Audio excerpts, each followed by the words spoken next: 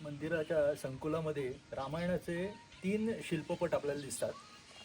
मंदिराच्या आतमध्ये 2 शिल्पपट आहे आणि एक शिल्पपटाचा तुकडा इथं आपल्याला पायरी मार्गाच्या शेजारी दिसतो.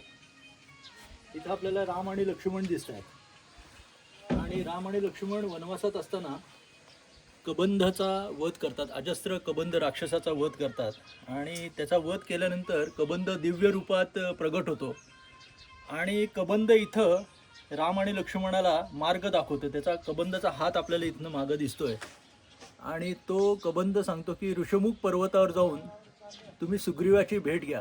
रामायणात असा उल्लेख आहे की समाश्रय युक्ती वापरा तुम्ही.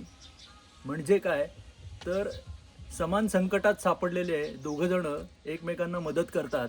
अशा प्रकारे सुग्रीव पण याच प्रकारच्या संकटात सापडला तर सुग्रीवही तुम्हाला मदत करेल. अशा प्रकारे ऋषमुख पर्वतावर जाऊन सुग्रीवाची भेट घेण्याचा विनंती आपल्याला इथं कबंध राम आणि लक्ष्मणाला करताना दिसतात. असे हे शिल्प आहे.